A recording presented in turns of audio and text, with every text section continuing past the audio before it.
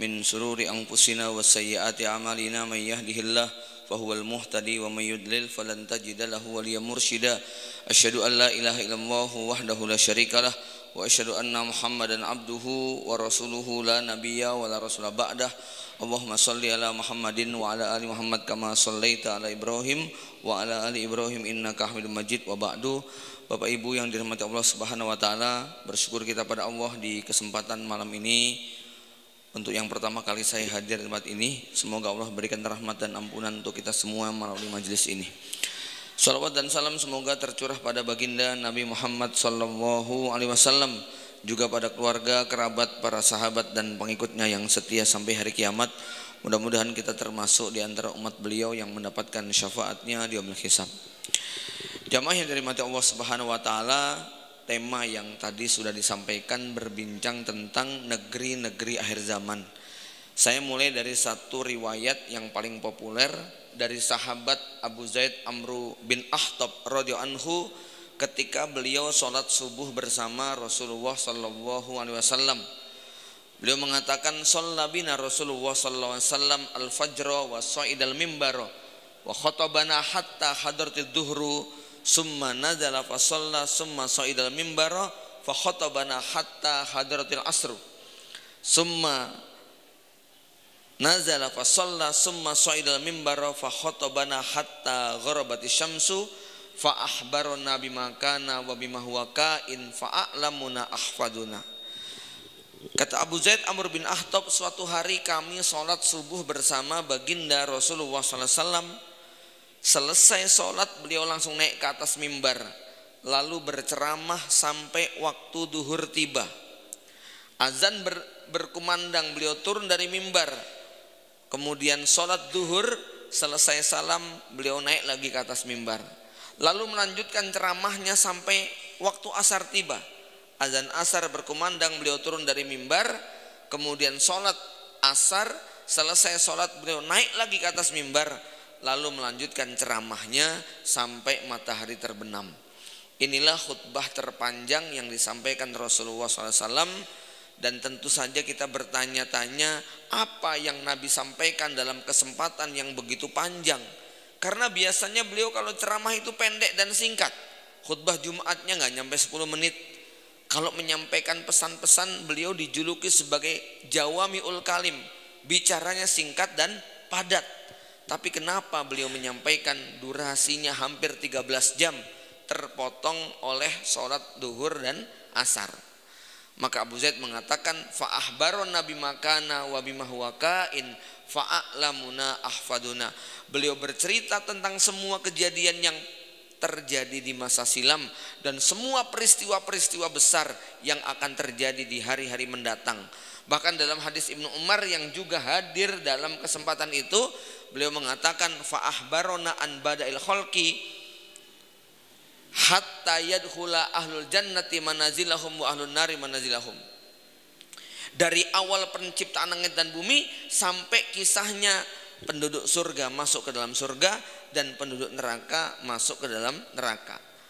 Sahabat Hudzaifah yang juga hadir dalam kesempatan itu mengatakan, qama fina Rasulullah SAW maqaman ma taraka syai'an min maqamihi ila an taquma as-sa'ati illa haddasa bihi. Beliau pernah berdiri di hadapan kami, tak satu pun peristiwa yang terjadi sejak beliau berdiri sampai nanti kiamat berbangkit, kecuali semua telah dikisahkan kepada kami, tak ada yang terlewat. Inilah sahabat-sahabat yang meriwayatkan tentang perhatian Rasulullah SAW atas apa yang akan terjadi di zaman akhir. Bapak Ibu yang dirahmati Allah Subhanahu wa taala, namun pada kesempatan yang sangat singkat ini, waktu isanya jam berapa Ustaz? 7:06. Baik, ya kita masih punya waktu kurang lebih 33 menit lagi ya. Kita akan berbincang secara spesifik tentang negeri-negerinya. Secara umum Bapak Ibu sekalian, Nabi SAW banyak menyebutkan nama-nama kota, nama-nama yang hari ini menjadi nama negara. Kalau dulu mungkin gubernur ya, levelnya adalah ya level kegubernuran, berarti provinsi. Misalnya Mesir dulu itu adalah provinsi, Yaman itu adalah provinsi. Begitu juga yang namanya Irak, Basrah, itu provinsi, Damaskus itu provinsi, ibu kotanya ada di Madinah pada waktu itu. Nah, masing-masing provinsi ini ada gubernurnya. Misalnya yang di Mesir adalah sahabat Amr bin As dan seterusnya. Jamaah yang dirahmati Allah Subhanahu wa taala, ternyata di menjelang hari kiamat nanti terjadi, Rasulullah SAW banyak menyebutkan negeri-negeri yang hari ini menjadi saksi berbagai macam peristiwa besar di akhir zaman. Ya, biasanya selesai kajian begini ada di antara jamaah yang bertanya, Ustadz, Indonesia kok enggak disebutkan? Ya, apakah benar Nabi pernah menyebutkan tentang merah putih? Ya, sebagaimana hadisnya Kanzul Ahmar dan Kanzul Abyad. Memang ada itu, Pak. Hadis sahih yang Nabi sebutkan tentang wa uti itu kan zaini al ahmar wal abyad, aku diberi dua perbendaraan merah dan putih. Tetapi silahkan dibuka semua kitab syarah hadis, tidak ada satupun ulama yang menafsirkan merah putih itu adalah Nusantara. Ya, karena yang dimaksud merah itu adalah Persia, merah itu Romawi, putih itu adalah Persia yang nanti di akhir zaman akan ditaklukkan. Bapak Ibu yang dirahmati Allah Subhanahu wa taala, Nabi menyebutkan dalam hadis sahih yang diriwayatkan Imam Ahmad, la yablughanna hadzal amru ma balaghal lail wan nahar. Urusan ini, agama ini, Islam ini betul-betul akan mencaplok, betul-betul akan la yablughanna, melampaui, mencapai ma balaghal lail wan nahar, semua yang pernah dilewati oleh siang dan malam. Dengan kata lain, akan tiba waktunya nanti menjelang kiamat, tidak ada satupun wilayah di muka bumi ini kecuali Islam pasti akan masuk. Membuat masyarakat yang saat itu belum menyembah Allah, mereka betul-betul akan mengenal Allah Subhanahu wa taala. Inilah karakter agama Islam yang sudah dijanjikan nasibnya di akhir zaman, mau seperti apapun tingkah pola yang dilakukan oleh musuh-musuh Islam. Mereka sudah mengerahkan segala daya upaya, mereka berupaya untuk menghabisi umat Islam dengan berbagai macam cara yang secara teori seandainya ada bangsa lain, ada umat lain selain daripada umat Islam yang mengalami ujian seperti yang dialami umat Islam, pasti bangsa itu akan punah tidak tersisa. Coba, siapa yang kuat menanggung beban seperti yang ditanggung oleh warga Gaza? Siapa yang sanggup memikul beban seperti yang ditanggung oleh warga Uighur misalnya? Siapa yang sanggup untuk memikul beban derita, ujian kemanusiaan seperti yang dialami di Turkistan Timur, ya, atau negeri-negeri yang hari ini sedang bergejolak? Mayoritas adalah umat Islam, tetapi fakta membuktikan jumlah umat Islam di seluruh dunia bukan semakin berkurang, justru semakin bertambah. Bahkan kalau Dr. Zakir Naik sampai menyebutkan sebelum 7 Oktober 2023 jumlah umat Islam di Eropa yang masuk Islam itu bilangannya puluhan, tapi pasca 7 Oktober maka perharinya berjumlah ratusan, ya. Dan Anda bisa saksikan hari ini justru yang mendemo menentang kebijakan yang terjadi di Timur Tengah dalam konteks ini adalah Israel kepada Gaza, justru mayoritas adalah warga Eropa. Kita baca kemarin bagaimana 75 kota di Italia itu lumpuh total karena demo yang dilakukan oleh rakyatnya. Mereka ingin memberikan pembelaan kepada warga Gaza. Jamaah yang dirahmati Allah, beliau kemudian menyebutkan wala yatruku wahu baita madar wala wabar, tidak ada satupun rumah baik yang terbuat dari batu atau yang terbuat dari tanah illa adkhalahu wahu hadad din, kecuali Allah akan memasukkan agama ini biizzi azizin au bidzilli zalilin, dengan kemuliaan orang yang mulia atau dengan kehinaan orang hina. Maksudnya apa? Ada orang-orang mulia yang dengan kebaikannya kemudian dia masuk Islam, tetapi ada orang yang masuk Islam karena menyaksikan kehinaan orang hina, justru makin benci kepada Trump, akhirnya terbuka hatinya dengan Islam. Jadi ada orang-orang yang dia itu masuk Islam gara-gara ngelihat tingkah polanya Zionis yang begitu kejam, rasis, dan akhirnya mereka menemukan bahwa Islam adalah kebenaran. Dari mana? Bukan dari dakwah Islam, tapi dari tingkah pola kejahatannya orang-orang kafir dan dolim tadi, ya.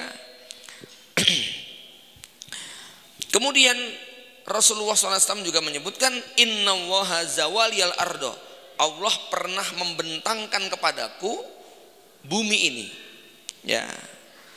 Fara'aitu masyariqaha wa magharibaha. Jadi Rasulullah SAW adalah manusia pertama yang pernah melihat peta dunia dari ujung timur sampai ke ujung barat.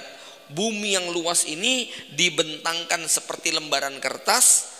Fara'aitu masyariqaha wa magharibaha. Lalu aku melihat ujung paling timur sampai ujung paling barat. Wa inna ummati sayablughu mulkuha ma zuwiyali minha.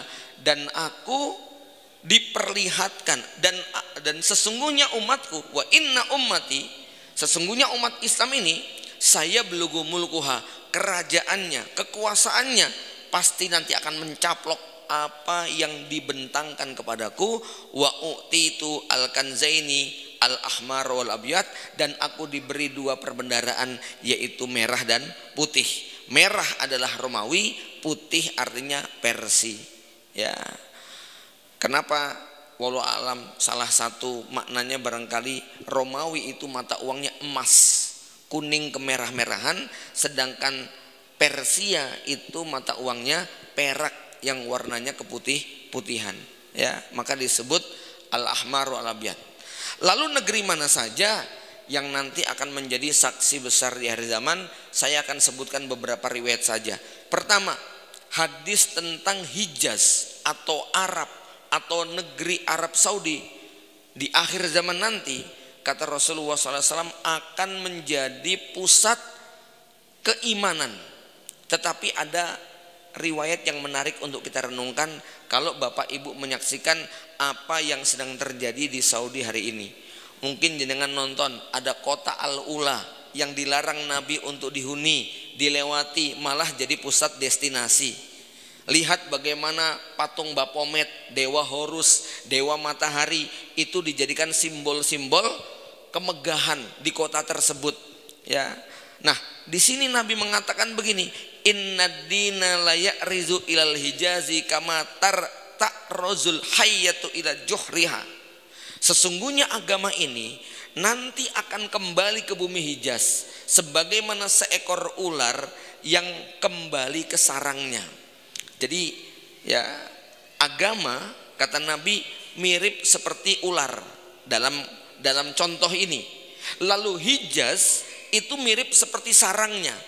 Jadi ada isyarat Bapak Ibu bahwa di akhir zaman pusat keimanan bukan di Hijaz, bukan di Mekah dan Madinah, ya. Bahwa di sana simbol keilmuan, iya. Bahwa di sana adalah simbol ritual umat Islam karena ada Mekahnya yang merupakan tempat ibadah paling mulia, ya, iya. Tetapi kalau iman itu konteksnya adalah keyakinan dan kebersandaran kepada Allah Subhanahu wa taala, al-wala wal bara yang ditujukan kepada tempat yang seharusnya, maka iman saat itu sedang tidak berada di Hijaz. Karena Nabi menggambarkan seperti ular yang nanti akan kembali. Berarti ularnya ada di mana, Pak? Sedang tidak ada di Hijaz, nih Pak, ya. Jadi Nabi memberi isyarat bahwa iman di akhir zaman nanti akan kembali. Berarti saat itu iman nggak ada di Hijaz. Hijaz bukan simbol keimanan. Tapi tentu kita nggak boleh memastikan nih sekarang Mekah Madinah bukan ini, nggak, ya. Tapi Nabi memberi isyarat akan ada fase di mana iman tidak berada di Hijaz. Lalu di mana iman saat itu? Salah satu riwayat menyebutkan iman ada di bumi Khurasan. Di mana wilayah Khurasan saat ini wilayah yang paling mudah dipahami adalah negeri Afghanistan. Yang ini merupakan bagian daripada negeri Khurasan. Dan hari ini kita menyaksikan bagaimana sudah 5 tahun berjalan, negeri ini adalah negeri yang cukup ideal dalam pelaksanaan syariat Islam. Bapak Ibu yang dirahmati Allah Subhanahu wa taala, ya. Tapi nanti akan tiba waktunya bumi Hijaz, Mekah akan menjadi pusat kekhilafahan kaum muslimin sebagaimana yang disebutkan tentang hadis dibaiatnya Imam Mahdi di negeri Mekah. Tapi jenengan kan mungkin banyak bertanya, kita banyak bertanya, kenapa kok Arab diam saja sama Gaza? Kenapa negeri-negeri Timur Tengah yang namanya Qatar, Bahrain, Uni Emirat, bahkan kemudian Jordan, Ya, Arab kok seperti itu sikapnya kepada Gaza. Ini ceritanya bisa berhari-hari kalau kita bahas. Bagaimana sejarah negeri itu terwujud dan bagaimana mereka dikunci benar-benar oleh Zionis. Sehingga apa? Paling banter mengutuk, mengecam, mengutuk, mengecam. Tidak setuju, tidak terima dengan yang dilakukan. Dan Zionis tetap tidak pernah puas untuk menghabisi negeri kaum muslimin. Bayangkan dalam 3 hari 6 negara Islam diserang semuanya. Tunisia, Lebanon, kemudian Qatar, Yaman, kemudian ya tentu Gaza sendiri, ya Maroko. Mereka mengalami serangan langsung dari Israel hanya dalam waktu 3 hari. Israel berani melakukan seperti itu dan tidak ada satupun negara yang kemudian memberikan balasan. Ya, Iran gimana Tat? Ya, Iran memberikan balasan konteksnya karena dia diserang, bukan dalam konteks membela Gaza. Maka begitu urusannya selesai ya sudah, ya. Jamaah yang dirahmati Allah Subhanahu wa taala, ini menarik bahwa hadis ini menggambarkan bahwa di akhir zaman nanti ya Hijaz bukan lagi menjadi simbol tentang keimanan, tapi nanti akan menjadi simbol keimanan ketika ularnya sudah kembali. Dan kenapa kok Afghanistan bisa menjadi simbol keimanan? Salah satu simbol keimanan itu adalah Muhammadur Rasulullah walladzina ma'ahu asyidda'u 'alal kufar ruhama'u bainahum. Muhammad Rasulullah, para pengikut Nabi Muhammad adalah bersikap keras kepada orang-orang kafir, tegas kepada orang kafir, asyidda'u 'alal kufar ruhama'u bainahum, tapi sangat lemah lembut kalau sesama kaum muslimin. Sekarang mari kita perhatikan, apakah itu terjadi pada wilayah Timur Tengah? Nampaknya perlu dikaji ulang. Ya, sikap asyidda'u 'alal kufar itu tidak kita dapatkan. Bandingkan dengan Afghanistan yang ketika Trump bilang tolong Afghanistan balikin dong semua senjata kami. Apa jawabannya, Pak? Silahkan ambil sendiri kalau berani, gitu ya. Ini kan ya, Anda bisa lihat foto-fotonya ketika tanda tangan, bagaimana ketika disuruh tanda tangan duluan nggak mau, Anda dulu, jabat tangannya sambil ditarik oleh pihak Taliban. Amerika benar-benar sudah tidak sanggup lagi untuk melawan negeri ini. Punya izzah, punya haibah, tidak takut di boikot, tidak takut dikucilkan. Dan hari ini kalau Anda mengikuti perkembangan yang ada di sana luar biasa. Dan ada satu hadis yang menjadi bukti. Apa kata Rasulullah SAW? Laukanal imanu indas suraya lana lahu rijalun min haula. Waktu itu pada saat turun ayat yang berbunyi yastabdil qauman ghairakum summa la yakunu amsalakum. Ya, nanti kalau kalian berpaling dari agama Allah, kata Allah, Allah akan mengganti kalian dengan kaum yang lain yang tidak sama dengan kaum kalian. Maka pada saat ayat ini turun, para sahabat setengah sedih, nangis dan mengatakan, ya Rasulullah, kaum mana yang akan menggantikan kami kalau kami murtad? Ya, maka Rasul mengatakan, huwa wa mim ba'di qaumihi sayubaddilunakum. Rasul menunjuk kepada sosok Salman Al-Farisi, orang Persia, orang Khurasan, yang kemudian dikatakan dia dan sebagian kaumnya nanti yang akan menggantikan kalian. Dan Nabi kemudian mengatakan, laukanal imanu indas suraya lanalahu rijalun min haula. Seandainya iman bergelayut di bintang suraya, bintang kejora, Alpha Centauri, bintang suraya, maka yang bisa mencapai bintang itu adalah putra-putra Khurasan. Bapak Ibu tahu ini sebuah kiasan tentang betapa beratnya menggenggam iman di akhir zaman, di mana iman itu digambarkan oleh Rasulullah seperti bergelayut di bintang suraya. Dan Anda tahu bintang suraya berapa jaraknya? Jarak bintang suraya dengan kita itu 4 tahun perjalanan cahaya. Ya, padahal 1 detik cahaya menurut para ilmuwan 300.000 km. 4 tahun cahaya itu konon, kalau menurut penelitian para ilmuwan, andai ada pesawat seperti ulang-alik yang ke bulan 3 hari baru sampai, butuh waktu 76.000 tahun baru sampai bintang suraya. Artinya ini menggambarkan sebuah situasi yang mustahil. Ya, kok bisa terbang ke bintang suraya. Tapi Nabi bilang apa? Lana lahu rijalun min haula, yang bisa menggapainya adalah putra-putra Khurasan. Dan Nabi menyebutkan salah satu pasukan terbaik yang nanti akan bergabung memberi baiat kepada Imam Mahdi adalah ashabu royatis sud, para pasukan panji hitam, bukan pasukan peci hitam, Pak ya. Ya, kan lagi ramai nih pasukan peci hitam gitu ya di sidang PBB ya. Nah, ini pasukan panji hitam, benderanya hitam, royahnya adalah berwarna hitam ya. Ya tentu nggak perlu mengklaim, mereka pun juga nggak ngaku-ngaku kami pasukan panji hitam, enggak ya. Mereka cukup menjalankan sunnah Nabi kayak apa, perintah Allah kayak apa, mereka tegakkan syariat Islam, mereka coba kembali kepada Quran dan sunnah sebagai landasan hidup mereka.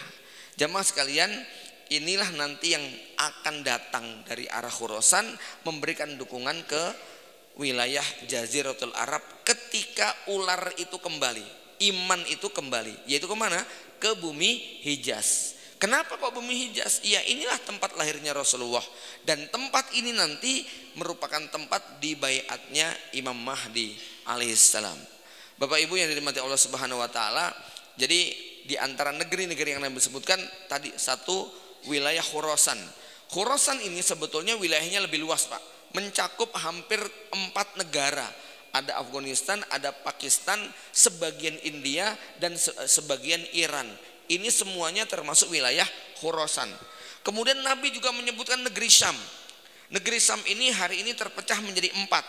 Ada Suriah, ibu kotanya Damaskus. Kemudian ada Libanon, kemudian ada Jordania, dan ada Palestina. Ini semua bagian dari negeri Syam. Dan setelah Khurasan ya negeri Syam ini adalah negeri yang paling banyak menjadi saksi. Bukan setelah ya, karena kalau Khurasan ini saksinya hanya sekedar tempat munculnya pasukan panji hitam. Tetapi kalau negeri Syam ini betul-betul akan menjadi saksi yang sangat penting berbagai macam peristiwa besar di akhir zaman. Maka ini menarik Bapak Ibu sekalian ya. Saya pengen supaya kita ini ketika mengkaji hadis-hadis akhir zaman jangan terjebak kepada timeline ya. Karena salah satu pemahaman problematik sebagian umat Islam ketika membaca teks-teks akhir zaman lalu kemudian mereka membawa kepada kontekstual. Ini yang kemudian bisa terkena delusi. Tahu delusi, Pak? Ya, apa bedanya delusi dengan halusinasi? Kalau halusinasi itu seperti mendengar atau melihat sesuatu padahal nggak ada suara dan nggak ada yang dilihat. Itu namanya halusinasi. Tapi kalau delusi meyakini sesuatu, tapi kalau dikejar kepada disiplin ilmunya dia nggak punya dalil dan bukti. Pokoknya sekedar yakin begitu loh. Misalnya apa? Melihat perang yang terjadi dulu di 2011 ketika Suriah itu meledak, lalu kemudian meyakini ini perang akhir zaman. Ini Malhamatul Kubra. Dia cepat-cepat untuk menghukumi teks-teks hadis akhir zaman pada konteks kekinian. Ya, misalnya terjadi perang Ukraina ya dengan Rusia, lalu dihubungkan dengan ini perjanjian menuju Malhamatul Kubra dan banyak lagi ya yang disebut sebagai cocokologi. Ini khawatir termasuk terkena delusi, termasuk meyakini bahwa Imam Mahdi sekarang sudah ada, pokoknya sudah ada. Tapi kalau dikejar, mana buktinya, mana dalilnya, apa hujah Anda? Pokoknya, nah itu namanya delusi, Pak. Yang gitu-gitu tuh nggak boleh, ya. Termasuk kefatalan sebagian saudara kita ketika dia membaca hadis, misalnya hadis tentang 3 tempat yang nanti menjadi pertempuran akhir zaman, yaitu Irak, Yaman, dan Syam. Kemudian sahabat bertanya, "Khirli ya Rasulullah, pilihkan untukku, kemana aku harus pergi?" Lalu Rasulullah mengatakan, "Alaikum bisyam, hendaknya kamu hijrah ke negeri Syam." Kenapa? Fa innal malaikata basitatu ay janahaihi li ahli Syam au kama qala. Karena di sana malaikat membentangkan ajnihataha li ahli Syam. Di situ negeri yang diberkahi oleh Allah Subhanahu wa taala. Lalu bermodalkan hadis ini, mereka kemudian nekat melakukan perjalanan ke negeri Syam, ya. Termasuk juga kalau ada saudara-saudara kita yang memahami hadis-hadis teks teks tadi itu dibawa kepada kontekstual yang tidak ada relevansinya dengan kehidupan dia. Ada seorang jamaah yang nanya kepada saya, Ustaz, saya pengen pindah ke Mekah, saya pengen jual semua aset saya pengen cairkan semuanya. Lah ngapain di Mekah? Ya kan Mekah sama Madinah yang gak didatangi Dajjal gitu ya. Ini termasuk kontekstual yang tidak relevan. Anda kalau ke Mekah niatnya mau bisnis, it's okay. Anda ke Mekah niatnya mau umroh, ibadah, it's okay. Tapi gak jelas, cuman sekedar, kan itu dua tempat yang tidak didatangi oleh Dajjal. Persoalannya di sana Anda mau ngapa? Kan begitu. Iya, kalau Anda yang hijrah itu asetnya masih ada ratusan miliar, Anda di sana mau menghabiskan waktu untuk ibadah, it's okay. Tapi kalau pemahaman seperti ini diikuti oleh yang UMR gitu kan ya, ini kan akan fatal. Termasuk yang hijrah ke Suriah hanya mendengar isu bahwa khilafah sudah berdiri di sana, kan semacam itu ya. Maka jamaah yang dirahmati Allah Subhanahu wa taala, kita banyak dapat pelajaran yang menarik tentang jihad di 3 tempat yang merupakan saksi akhir zaman. 1 Gaza, 2 Suriah, dan yang ketiga adalah Afghanistan. Ternyata gaya-gaya jihad yang sifatnya itu global, melibatkan semua penduduk dunia untuk hadir di sana, menjadi tidak relevan atas stigma terorisme yang memang masih menjadi palu godam. Maka justru jihad di 3 tempat ini adalah jihad yang paling ideal. Kenapa? Kita lihat Afghanistan, bagaimana Taliban sebagai putra daerah asli, misi utamanya adalah mengusir penjajah. Maka kalau kita lihat dalam konteks jihad yang diperhatikan Rasulullah, 3 negeri inilah yang jihadnya paling syar'i. Ya, dari mana kita mengetahui? 1, Rasul itu punya dua karakter yang khas dalam jihadnya. 1 dalam rangka mengusir penjajah, ya, yang ingin menyerang umat Islam. Yang kedua, jihadnya didukung oleh seluruh rakyat, bukan cuman person mujahidnya. Seluruh rakyat memberikan dukungan. Ini yang terjadi di Afghanistan. Makanya bisa diterima keberadaan mujahidin tadi. Ya, mujahidinnya bukan cuman hobi perang, tapi mereka punya semangat untuk memberikan pelayanan kepada masyarakat. Yang kedua ada di mana? Di Suriah, yang ini bagian daripada negeri Syam. Anda bisa lihat bagaimana persiapannya Jaulani. Nggak perlu kita ungkap detail bagaimana buronan nomor 1 yang harganya 15 miliar tiba-tiba hari ini duduk di sidang PBB. Tiba-tiba datang ke New York disambut oleh ribuan umat Islam Suriah di sana. Ya, tiba-tiba kemudian duduk satu level dengan para penguasa-penguasa dunia. Ya, ini apa namanya? Sebuah karunia yang tidak pernah terbayangkan. Ya, bagaimana itu terjadi dalam waktu yang singkat. Dari tanggal 26 November 2023 sampai tanggal 12 Desember 2024 ya. 16 November 26 November 2024 sampai kemudian 12 Desember 2024. Hanya dalam waktu kurang lebih sekitar ya 12 hari lah ya. Itu Allah berikan futuh kepada kaum muslimin yang ada di Suriah, dan hari ini perbaikannya luar biasa. Ya, nampaknya memang Allah ingin siapkan negeri ini untuk menjadi saksi lebih besar lagi nanti dalam pertempuran akhir zaman. Ya. Kemudian yang ketiga Gaza.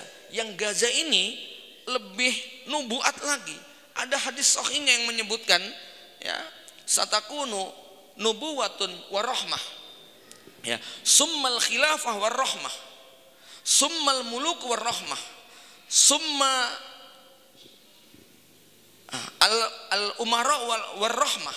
Summa yatakadamuna takadumul khumur fa'alaikum bil jihad wa inna afdalul jihad ar-ribat wa inna afdalar ribat asqalan, kata Rasulullah SAW. Ya, awwalu hadal amr, kata Rasulullah, awwalu hadal amr nubuwatun wa rahmah. Urusan umat ini yang pertama kali adalah kenabian dan rahmat. Ini zaman Nabi, isinya rahmat. Summal khilafah war rahmah, kemudian kekhilafan dan rahmah, yaitu khulafur rasyidin.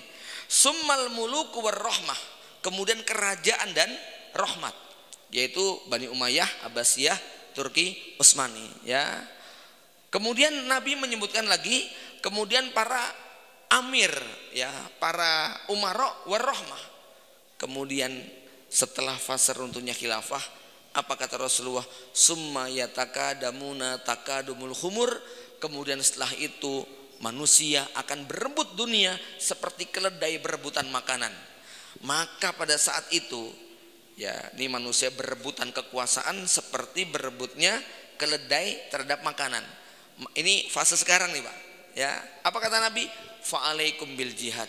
Maka pada saat seperti itu hendaknya kalian berjihad. Wa inna afdhalar jihad ar-ribat. Dan jihad yang paling utama adalah ribat. Wa inna afdhalar ribat askolan. Dan ribat yang paling utama adalah askolan. Di mana askolan? Utaranya Gaza. Dulu nama lain Gaza adalah Askolan. Dan Nabi menyebutkan supaya umat Islam betul-betul mati-matian mempertahankan wilayah Askolan. Askolannya sudah kecaplok. Yang tersisa tinggal 2/3-nya yang disebut Gaza sekarang. Ya, jamaah yang dirahmati Allah Subhanahu Wa Taala. Dan tiga-tiganya memiliki karakter yang sama, mengusir penjajah, didukung oleh seluruh rakyat. Ini, ya, maka jihad dimanapun kalau tidak mendapatkan dukungan rakyat, dia pasti akan ditinggal. Allah tidak akan memberikan pertolongan. Dan tiga tempat ini adalah dari sisi sirah, ya, atau dari sisi nubuat. Ini sangat syar'i, dan dari sisi realita mereka memang betul-betul mempraktekkan apa yang dicontohkan oleh Rasulullah SAW. Kemudian, ya, negeri Syam ini nanti akan menjadi saksi peristiwa yang sangat dahsyat yang disebut sebagai Al-Malhamatul Kubra. Tepatnya ada di wilayah Dabik dan Akmak di Ghautah, ya. Bapak Ibu sekalian, kalau Anda mengikuti channelnya Ustadz Zulkifli Muhammad Ali, ya, sebagai wawasan, beliau mulai menyekolahkan putra-putranya ke Suriah. Ya, ketika kami kemarin daurah di Mekah, salah satu peserta yang hadir adalah mahasiswa dari Medan yang sudah kuliah di Damaskus selama 3 tahun. Nah, ketika waktu itu daurah tanggal 26 November, itu tepat waktunya ketika revolusi Suriah berlangsung, dimulai dari Aleppo, kemudian Himso, Hama, dan terakhir adalah Damaskus. Tepat Damaskus waktu itu tanggal 8, ya, 12 hari, ya, tanggal 26 sampai tanggal 8, bukan 12, ya. Kemudian saya bilang sama kawan ini, kayaknya ente nanti pulang rejim sudah ganti, gitu ya. Dan benar Pak, daurah selesai tanggal 8, ternyata Basar Asad sudah hengkang.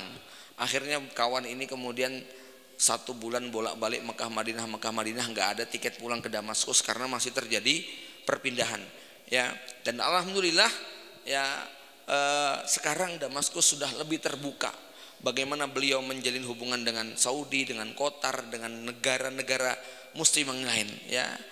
Nah, di sini menarik Bapak Ibu kalau kita perhatikan, orang yang menyaksikan bagaimana Damaskus dibebaskan, dengan gampangnya netizen itu berkomentar, ayo lanjutkan ke Israel, gitu ya Pak, ya. Ya, nah ini nggak ngerti. Anda harus tahu ketika Jaulani itu menjadi presiden Suriah, nggak punya duit Pak. Itu gaji polisi dan tentaranya dibayarin sama Saudi dan Qatar, gitu. Nggak ada dana, ya. Karena ketika di zaman Basar Asad, yang namanya Suriah itu negara paling terbelakang, paspornya paling mahal, tetapi paling tidak laku kalau dipakai buat masuk ke negara-negara yang lain, begitu loh, ya. Jadi ini paling unik. Setelah dipegang oleh Jaulani, masya Allah, ya, Ahmad As-Sarraj ini strategi politiknya, anak masih muda, masih umur 40 tahun itu Pak, tapi level kemampuan berbicaranya ini sangat luar biasa. Maka di sini ada satu kritik yang menarik dari seorang pemerhati kaum muslimin Indonesia, ya. Sebetulnya kan strategi untuk melawan musuh itu ada 2 yang diajarkan Nabi. 1 strategi perang angkat senjata, 2 strategi diplomasi kalau masih lemah, ya. Sayangnya tidak sedikit di antara ustadz-ustadz dan tokoh di Indonesia, ya, diplomasi nggak mampu, wajahnya wajah pengen perang melulu, gitu loh, ya. Paham ya Pak? Ya, nggak punya tampang perang, tapi kalau bicara kayak ngajak perang, hancurkan. Itu kan ngajak perang namanya, ya. Nah, kita kagum sama Ahmad As-Sarraj, Jaulani ini punya kemampuan perang tapi mendahulukan diplomasi. Paham ya Pak? Ya, ini penting ya. Karena apa? kemampuan diplomasi yang baik ini, darah itu bisa tidak ditumpahkan. Kan begitu, gitu kan ya. Kalau diplomasi itu bisa bagus, nggak perlu kita kemudian makan korban ya. Penumpahan darah itu hanya jalan terakhir ketika diplomasi sudah mentok, kan begitu. Maka ini yang dilakukan oleh Hamas, diplomasi, tapi memang mereka nggak paham bahasa diplomasi, kan begitu. Selalu mengkhianati terus menerus ya. Jamaah yang dirahmati Allah Subhanahu wa taala, jadi negeri ini nanti akan menjadi salah satu saksi terbesar. Bahkan Masya Allah kemarin wawancaranya Ustadz Uzma itu sampai kita pengen beli tanah di Gotoh, karena beliau sudah sampai ketemu dengan menteri agamanya Suriah. Dan insya Allah ya, ini sudah banyak dibukakan. Jadi kalau kemarin itu Suriah itu menjadi tempat yang serem, horor, angker, teroris dan sebagainya, hari ini sudah mulai membuka hubungan diplomatik kepada negara-negara lebih luas lagi, termasuk Indonesia juga memberikan laluan ya. Dan kemarin Anda lihat fotonya kan, bagaimana Pak Presiden Prabowo ngobrol dengan Presiden Ahmad As-Sarraj ya, sekian bulan yang silam ya. Artinya ini semakin membuka bagi kaum muslimin untuk bisa sekolah secara legal resmi gitu ya. Bapak Ibu yang dirahmati Allah Subhanahu wa taala, negeri-negeri yang lain ya, wilayah Timur Tengah semua ini akan menjadi saksi berbagai macam peristiwa besar di akhir zaman. Singkatnya ya, hadis-hadis Nabi tentang akhir zaman bukan petunjuk teknis untuk mengamalkan sesuatu tadi, tapi hadis itu hanya menceritakan, menghabarkan sebuah berita. Jangan sampai hadis-hadis itu dijadikan petunjuk teknis praktis untuk dipraktekkan. Kenapa? Karena mempraktekannya membutuhkan perangkat-perangkat ilmu yang lebih luas lagi, yang di situ ada aspek siasah syariah dan ada aspek maqasidus syariah. Wallahu a'lam bishawab. Demikian yang dapat saya sampaikan, mudah-mudahan bermanfaat. Aku qouli hadza wa astaghfirullahaladzim. Assalamualaikum warahmatullahi wabarakatuh.